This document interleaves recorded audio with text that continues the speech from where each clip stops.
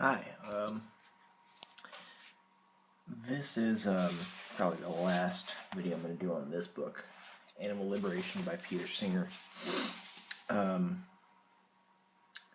apologize for my last few videos, I have to say, because I filmed them like about a month ago, and then I forgot that I had them on my iPod, and then I just uploaded them now, and I was watching some of them to figure out what they were, and I realized I was like, kind of going off track a little bit and having a little bit of a train wreck issue, so I apologize for that.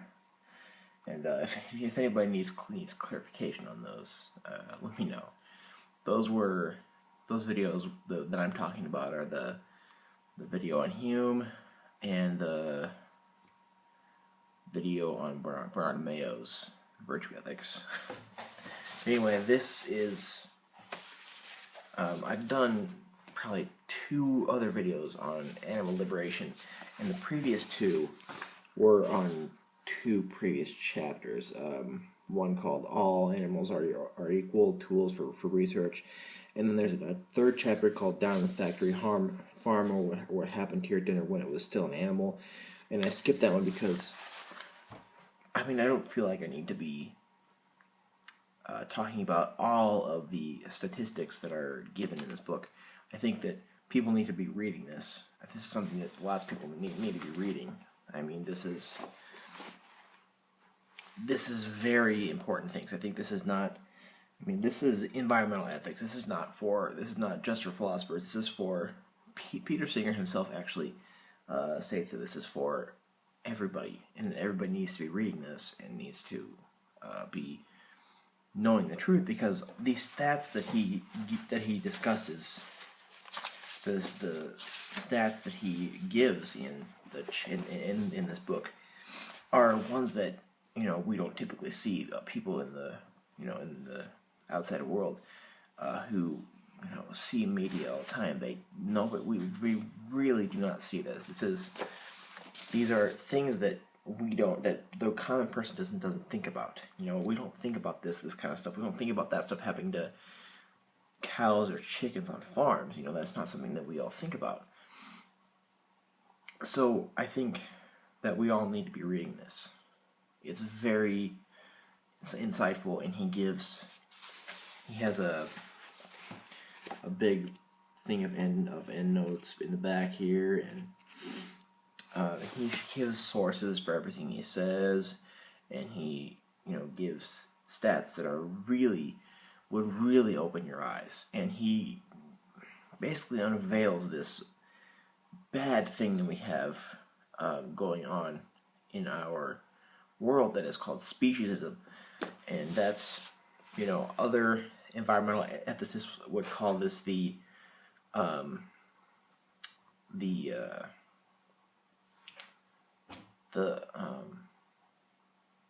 dominating perspective, or I forget what lots of them call it, but it's this perspective that where us as humans, since we are more intelligent, we have all the resources, and we are using these animals as resources for ourselves because we can, and it's also because of it's not.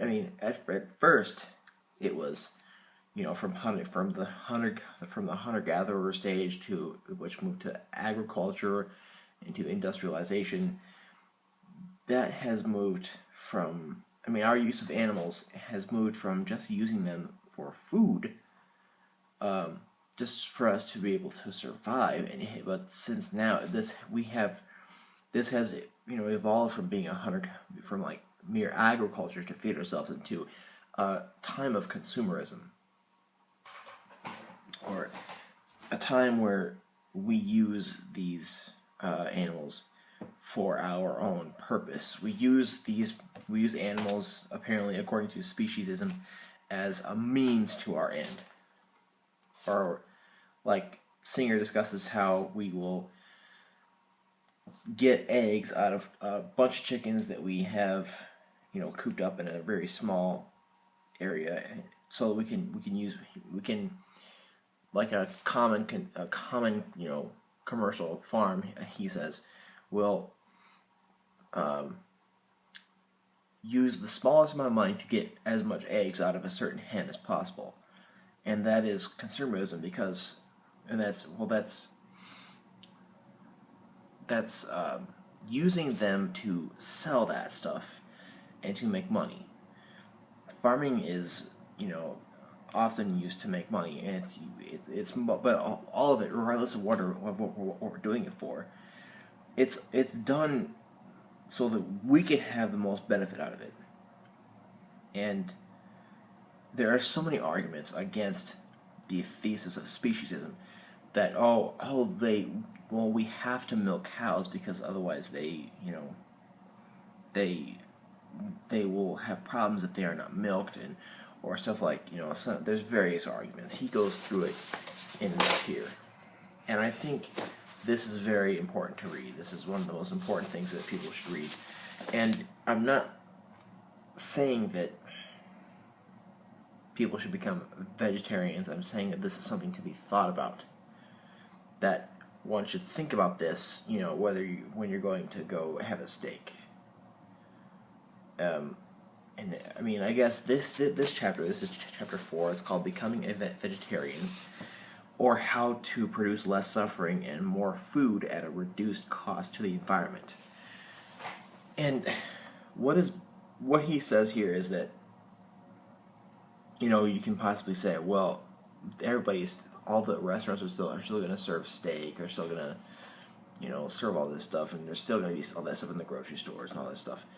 But the truth is that we cannot stop them from doing this. They need our money to function. They need people to buy stuff in grocery stores. They need people to go to a really fancy restaurant and have a really nice steak. That's what they want, and then they make money off of that. From that whole, that common economics, supply and demand type of thing. And what he's saying is that if we get enough people who are on board with this, and who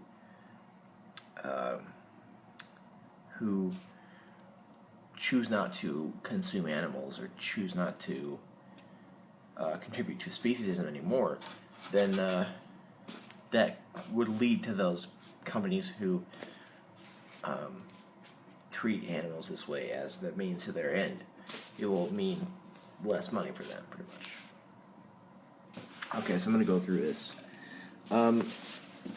Pretty much, I want to state a few things. What he's shown, what Singer has argued throughout this book.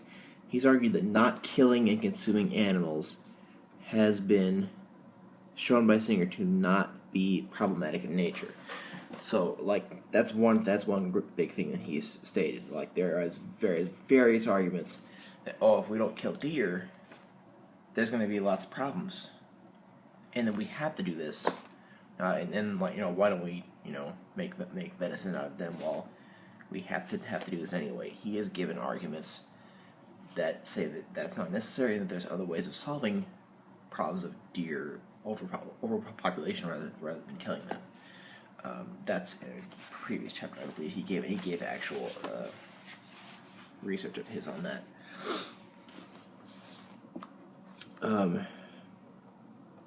So first, what he says in this chapter, he says he's saying what we should do before, or along with not eating meat. We should, for instance, write to our political representatives about the issues discussed in this book. We should make our friends aware of these issues. We should educate our children to be concerned about the welfare of all sentient beings, and we should protest publicly on behalf of non-human animals whenever we have an effective opportunity to do so.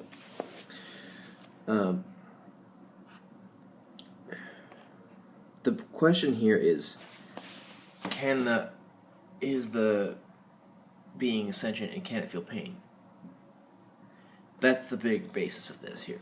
Singer has shown that the economy would not be affected by vegetarianism if we used alternative resources.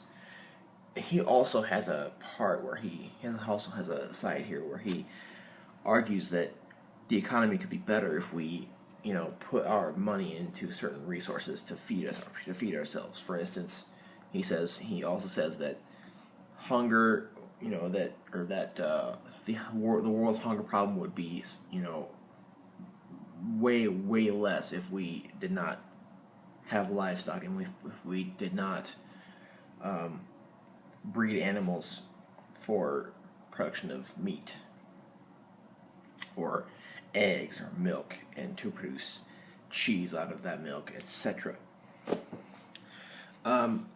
Speciesism has been shown to be just from our consumption,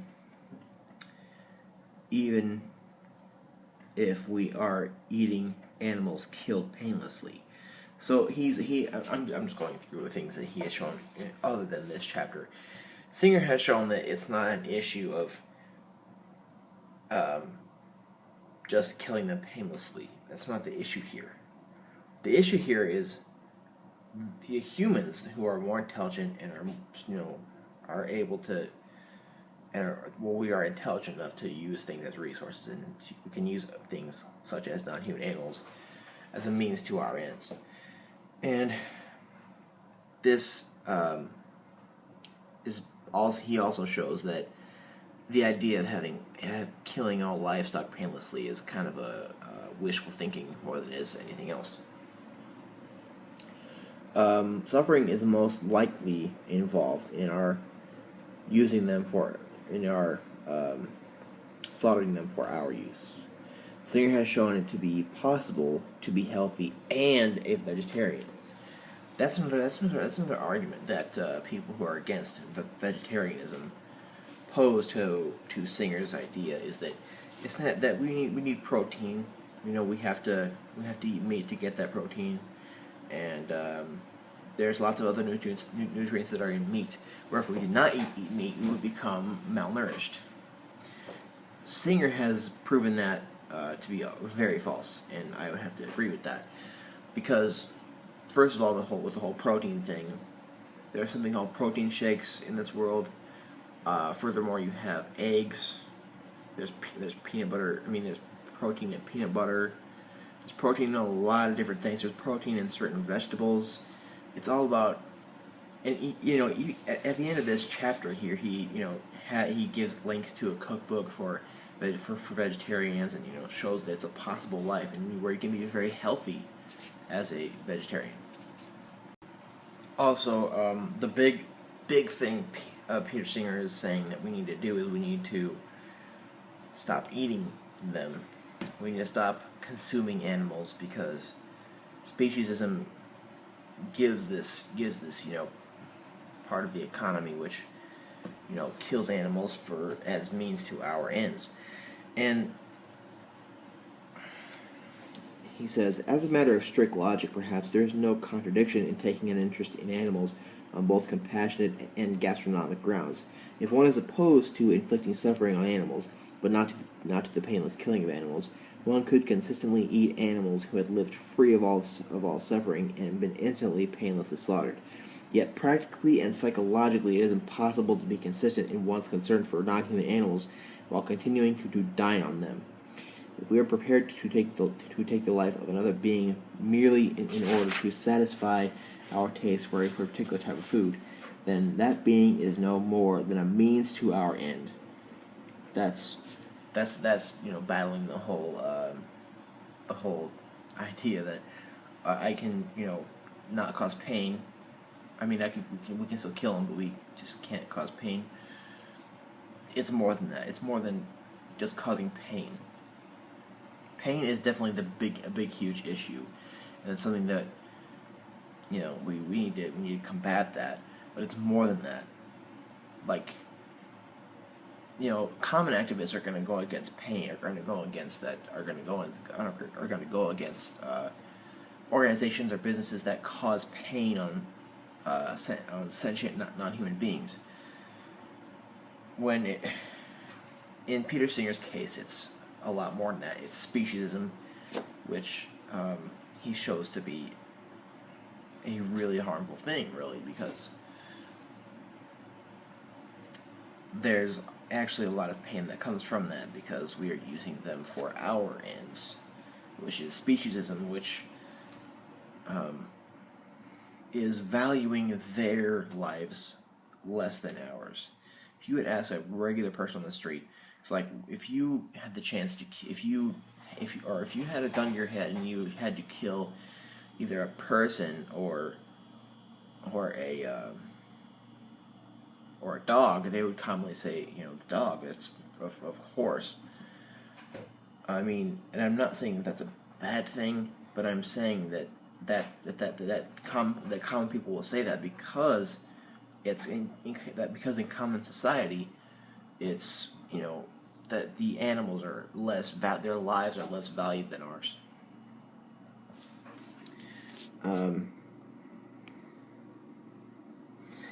Then he says it's not practically possible to rear animals for food on a large scale, a commercial scale, without inflicting considerable suffering.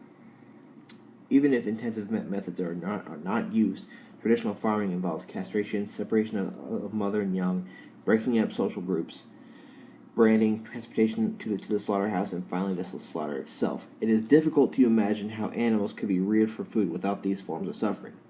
And it is here where he argues that that whole idea of killing them without pain is a wishful thinking, is not a possible goal, because commercial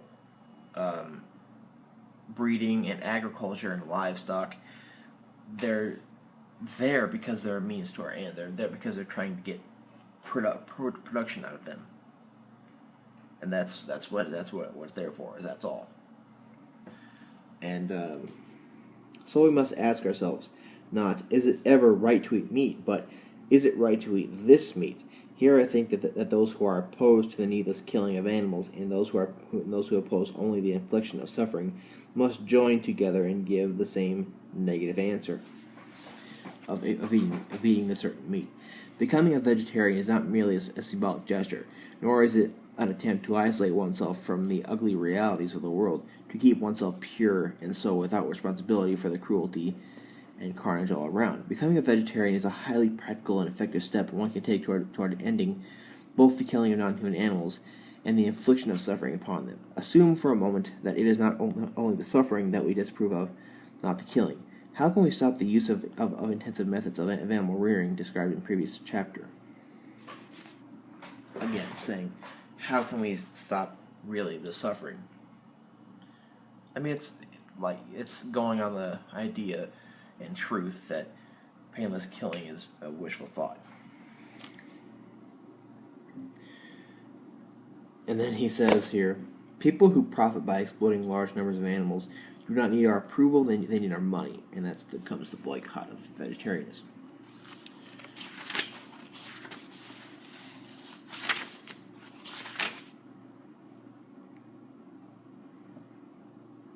Okay, and then here,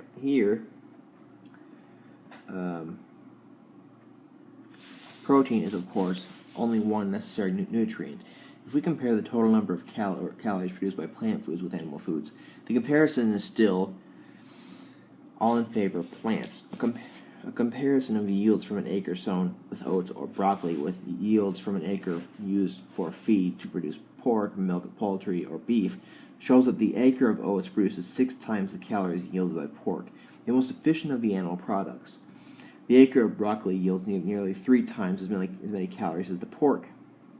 Oats produce more than 25 times as many calories per acre as beef. Looking at some other nutrients shatters other myths fostered by meat and dairy industries. Again, this is saying that we don't see this. We don't see this commonly because these industries have, it's common that people eat meat, so this is what we hear.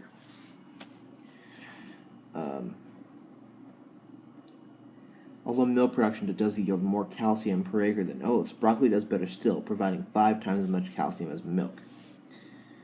Implications of all this for the world food situation are staggering.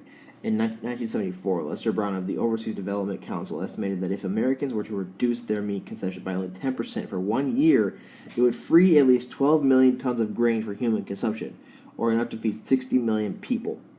Don Parlberg, a former U.S. Assistant Secretary of Agriculture, has said that merely reducing the U.S. livestock population by half would make available enough food to make up the calorie deficit of the non-socialist undeveloped nations nearly 4 times over.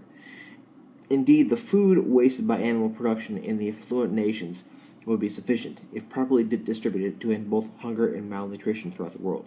The simple answer to our question, then, is that raising animals for food by the methods used in the industrial nations does not contribute to the solution of the hunger problem. Think about that.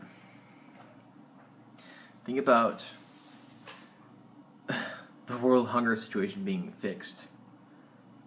I mean, a lot of food goes into feeding animals for livestock to get beef out of them.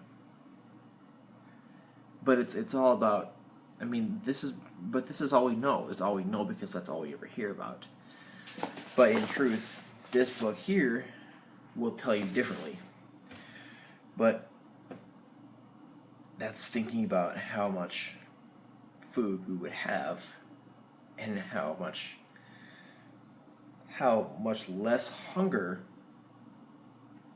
would be if we didn't, think about money. If the industries and companies and farms or all those, industries didn't think about money as much as they thought about, just people living, just like normal.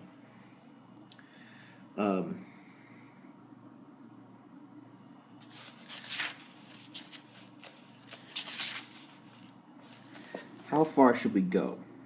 The case for a radical break in our eating habits is clear, but should we eat nothing but plant foods? And this is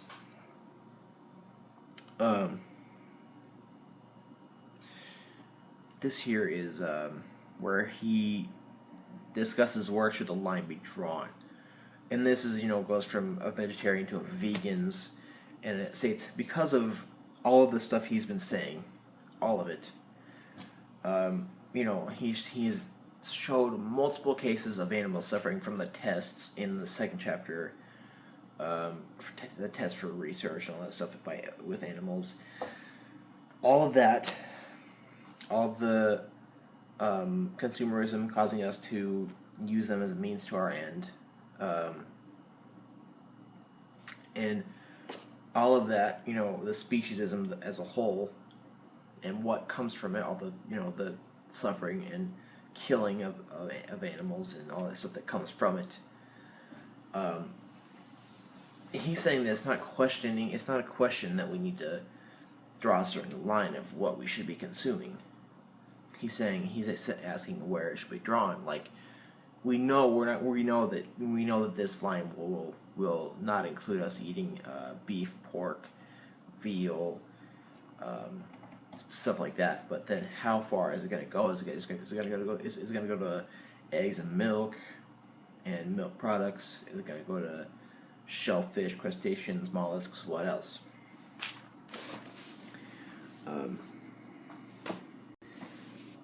Drawing precise lines is always difficult. I shall make some suggestions, but the reader might well find what I say here less convincing than what I have said before about the more clear-cut cases. You must decide for yourself where you are going to draw the line, and your decision may not coincide exactly with mine. This does not matter all that much. We can distinguish bald men from men who are not bald without deciding every borderline case. It is agreement on the fundamentals that is important. I hope that anyone who has read this far will recognize the moral necessity of refusing to buy or eat the flesh of other products of animals who have been reared in the modern factory farm conditions. This is the clearest case of all, the absolute minimum that anyone with the capacity to look beyond considerations of narrow self-interest should be able to accept. Let us see what the minimum involves. It means that unless we can be sure of the origin of the particular item we are buying, we must avoid chicken, turkey, rabbit, pork, veal, beef, and eggs. Eggs.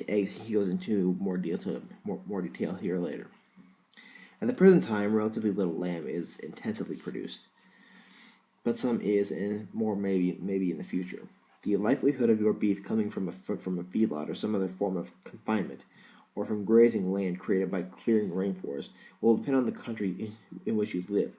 It is possible to obtain supplies of all these meats that do not come from the factory farms, but unless you live in a rural area this takes a lot of effort. Most butchers have no idea how the animals whose bodies they are selling were raised. In some cases, such as that chickens, traditional methods of rearing have disappeared so completely that it is almost impossible to buy a chicken that was free to roam outdoors. And then that's the difference between chicken and free-range chicken. And veal is a meat that simply cannot be produced humanely. Even when meat is described as organic, this may mean no more than that the animals were not fed the usual doses of antibiotics, hormones, and other drugs. A small solace for an animal who is not free to walk around outdoors.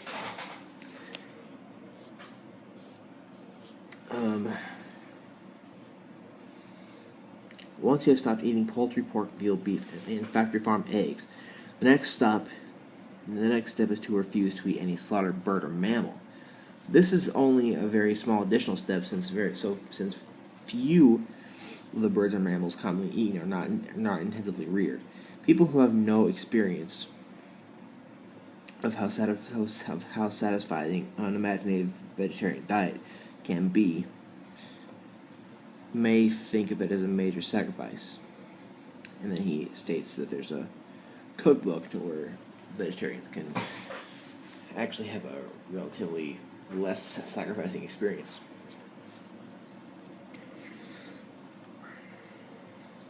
Now, more difficult questions arise.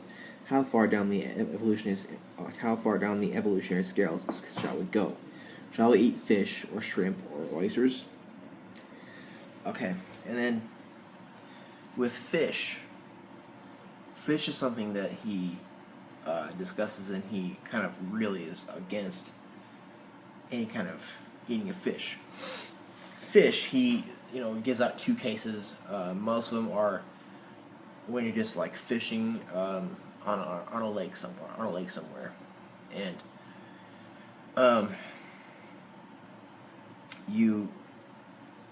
the fish bites it, and then there's pain not only from the hook, but then there's pain that comes from lying there and dying while the fish are standing there catching more. So there's pain not only from that hook, but the most amount of pain comes from, he says, the fish being out of the water, because it's not able to draw oxygen from the air with its gills as it can from the water. So that's a slow death of it sitting there like that. And then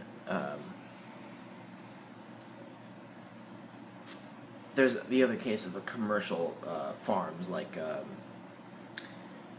commercial lakes where they do that. And there's also I'm going to talk about the Norwegian. It began with freshwater fish like trout, but the Norwegian developed a technique for producing salmon in cages in the sea, and other countries are now using this method for a variety of marine fish. The potential welfare problems of farmed fish, such as stocking densities, the denial of migratory urge, stress during handling, and so on, have not even been investigated. But even with fish who are not farmed, the death of a commercially caught fish is much more drawn out than the death of, say, a chicken, since fish are simply hauled up into the air and let to die. Okay, so out of concern for both fish and human beings, we should avoid eating fish. Certainly, those who continue to eat fish while refusing to eat other animals have taken a major step away from speciesism. Those who eat neither have gone a step further. Okay. Then he talks about crustaceans, lobsters, crabs, prawns, shrimps. Have nervous systems very different from our own. Nevertheless, Dr. John Baker, a zoologist at the University of Oxford and a fellow of the Royal Society, has stated that their sensory organs are highly developed, that their nervous systems are complex, and their nerve cells are very similar to our own. And their responses to certain stimuli are immediate and vigorous. Dr. Baker, therefore, believes that lobster, for example, can feel pain. He's also clear that the standard method of killing a lobster, dropping them into boiling water, can cause pain for as long as 2 minutes. He experimented with other methods sometimes said to be more humane, such as putting them in cold water, heating them slowly, or leaving them in fresh water until they cease to move. We found that both of these led to more prolonged struggling and apparently suffering.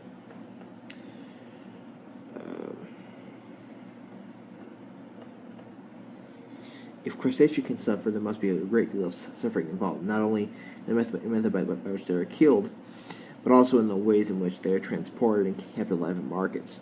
To keep them fresh, they are frequently simply packed alive on top of each other.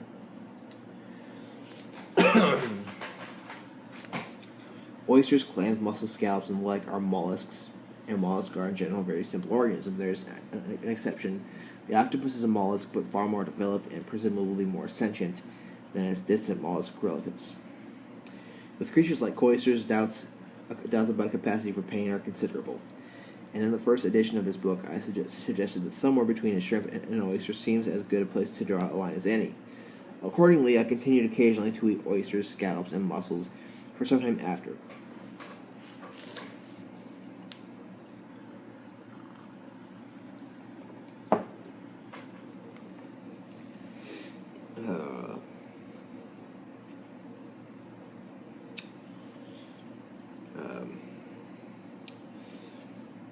After I became, in every other respect, a vegetarian. But while one cannot with any confidence say that these creatures do feel pain, so can one equally have little confidence saying that they do not feel pain. Moreover, if they do feel pain, a meal of oysters or mussels would inflict pain on a considerable number of creatures. Since it is so easy to avoid eating them, I now think it better to do so.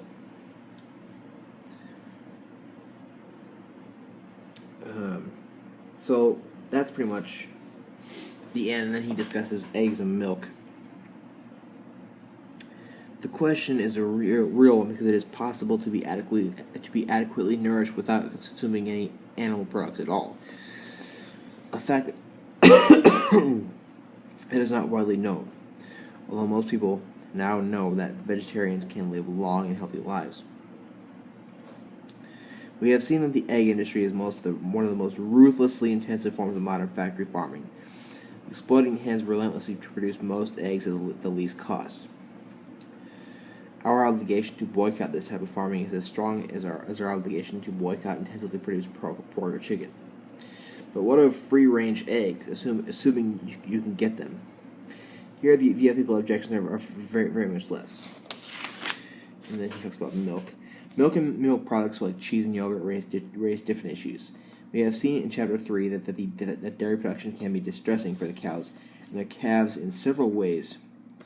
The necessity of making the cow pregnant, and the subsequent separation of the cow and her calf, the increasing degree of confinement on many farms, the health and stress problems caused by feeding cows very rich diets and breeding them for ever greater milk yields. And now the prospect of further stress for daily injections of bovine growth hormone.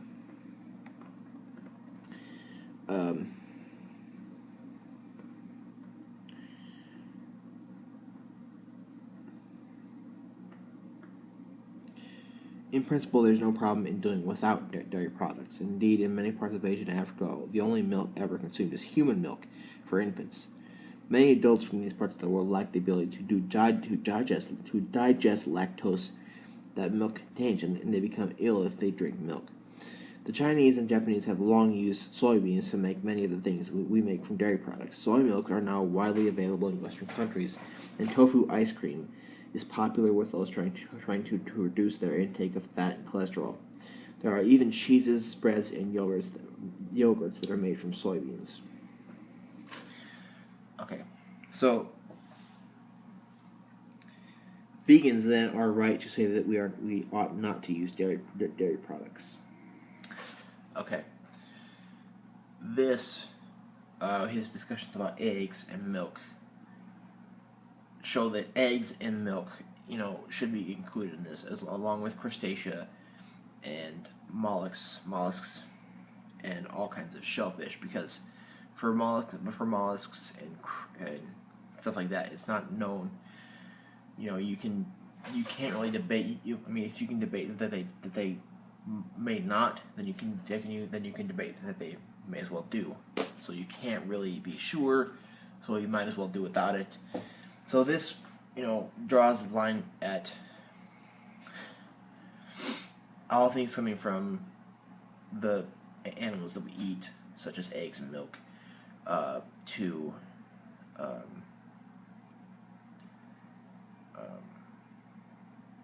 mollusks and crustacea as well. Too often, though, there's the gap between the intellectual conviction and the action needed to break the lifetime habit. So that is pretty much what he's saying. And then he says that we need to replace animal flesh with plant foods. Replace factory farm eggs with free-range eggs if you can get them. Otherwise, avoid eggs. Replace the milk and cheese you buy with soy milk, tofu, or other plant foods, and do not feel obliged to go to great lengths to avoid all food containing milk products. Okay. This is pretty much what he's saying. We need to avoid these things. And, well, he gives a lot of things in this book that, say that it would be better for a lot of people if, most of us did this. It would not only be better for the species that are victims of speciesism, but there are benefits for us too. Not only can we be healthy on this, but not only can we be healthy on this, but there are economical benefits from groups of people doing this, and there's lots of benefits as well as with the world hunger problem. And I think, in my opinion, he gives a very good argument. He gives a very, very good argument here for not doing that. And he didn't do this with philosophical hand waving. He did this with statistics that he has good background for. He has really good sources for this, and he has sites for everything, of course, and these are reliable sites, and they show actual information. And then he uses that information that he has to create a very good argument. Not good argument. It's a bad thing to say. He gives, in my opinion, a very valid and sound argument. And there's one objection that could be posed by Christians, actually, which I will talk about in a different video. But if you are not a Christian, this is pretty much something that would be something that we would have to do. And then in a different video, I'm gonna discuss something else that I'm gonna do because of this. But if you disagree with what Singer is saying, and if you have not read this, if you have not read this, I think this is something that is a must-read. It's not that expensive on Amazon. You can get pretty much any book for really cheap. Actually, I'll put a link here to the Amazon so you can buy it if you like. But I think that people need to be reading this. They need to be reading, first of all, the first three chapters. That was what really got me. The first three chapters. It was like I didn't even know about any of this. I had no idea, because we don't hear this kind of stuff. We don't learn this kind of stuff. Money's going in a certain direction where we don't hear about that stuff on a regular basis. And he wrote this in 70-something, and then he had a second edition. I forget when, but he had a second edition in 2009. He had a different edition. He had a different edition in 2009. So this is not like it's outdated. It has up to date examples. I mean, it has older examples, but it still is something that is still proven really well. That this is speciesism is not, you know. I mean, it's like discrimination against women or minorities. You know, this is just like that, except we don't view it that way anymore. Because when the women and the minority races were discriminated against, the people who were doing the discriminating didn't look at those people as much human or a person as the oppressors. You know, so right now, as we are a country of speciesism, we're not going to look at it that way. Most people are not going to look at it that way. Like I said, you know, if you ask somebody on the street and they say you can either kill this person who, let's say, is, you know, does nothing and is a drunken hobo or something like that, versus a family's dog that they love, of course, the person would still pick the dog. And, you know, and also, if you kill a person, there's a much more severe jail time than if you kill a dog or something like that. There's still a large amount of thing that you're going to have to pay if you just kill a dog like random. But if you kill a person at random, there's chances for death penalty as well as life without parole. You know, it's way more severe. So that's just common society. But that shows you know, some prints that speciesism has left on society. And I'm not saying that stuff like the whole, you know, killing a dog before you kill a person is wrong.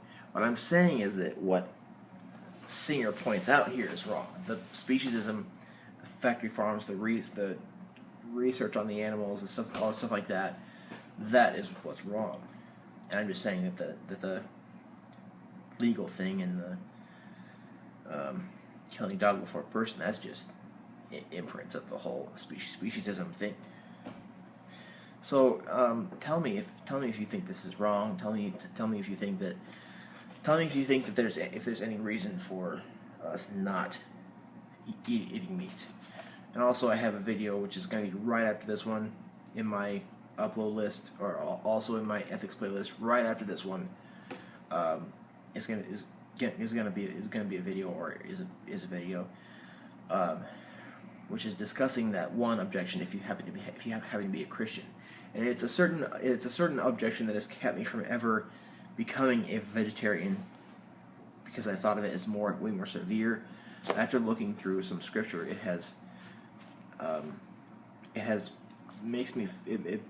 feels less severe to me, even though it's still something to be looked at.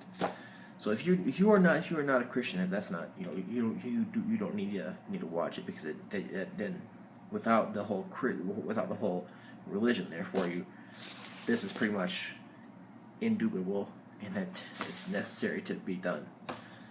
And I don't see any way out of that. But so yeah, let me know if you think that, especially if you're an atheist and you, I think that either way, if you think that this does not give some kind of that this does not give you some kind of consideration to stop eating meat and stop, you know, contributing to speciesism. So yeah, comment below, and I would like to have some nice discussion about this.